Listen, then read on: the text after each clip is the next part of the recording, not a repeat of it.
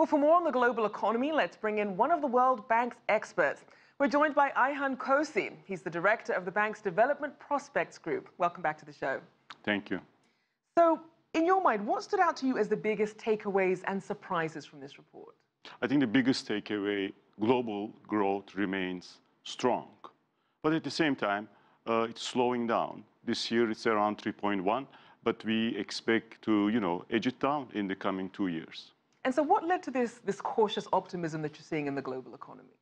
The cautious optimism has good reasons.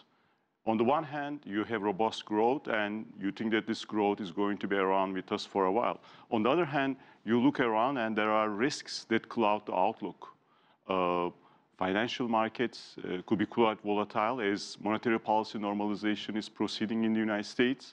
You see trade protectionist measures are escalating among major economies. And, of course, you have the threat of policy uncertainty. So given some of those challenges, we also see that productivity continues to be a persisting problem. But what do you see as the biggest headwinds facing the global economy? I think the biggest headwinds facing the global economy is to generate sustained growth rate down the road. That will come with structural reforms that will push up the productivity growth, that will bring more people to the labor force, especially in advanced economies. These societies are aging, they have demographic challenges, and overall, keeping investment levels at a rate that will basically generate jobs. So let's break down some of the issues in this study. How does your outlook compare for advanced economies versus emerging economies? Oh, there are significant differences between these two groups. When we look at advanced economies, what we see all around strong growth, but in the coming 2 to 3 years, growth is going to slow down. You look at the US economy, Euro area, Japan, monetary policy is going to normalize in the United States, continue normalizing in the Euro area, and of course, investment slowdown is going to kick in. Now, investment growth appears to be quite robust. When you look at emerging market developing economies, story is quite different. They are putting strong growth numbers, especially commodity exporters. At the back of those countries, of course, we are expecting higher growth in the coming years. And what about China? How do you see it shaping the global economy? What do you see its role?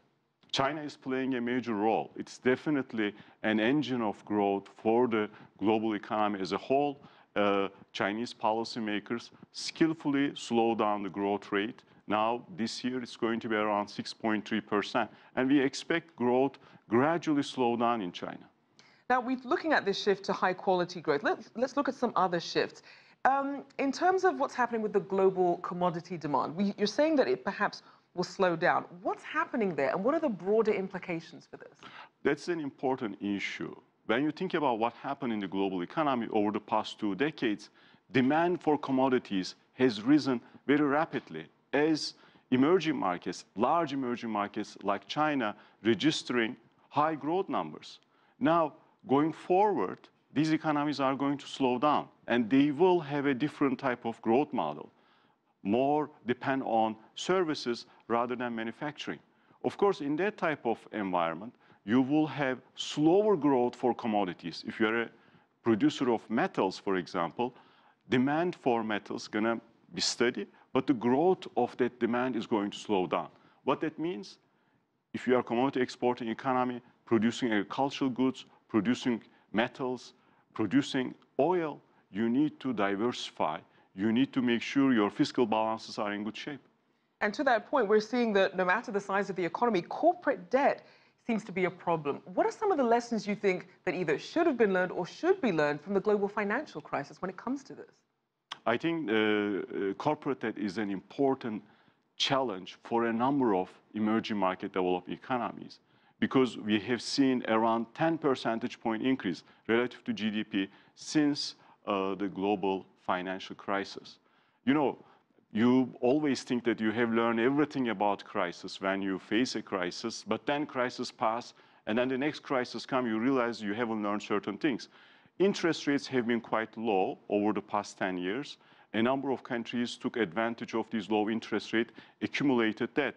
The big question, of course, now, down the road, they have to roll back these debt levels, and there are significant challenges there.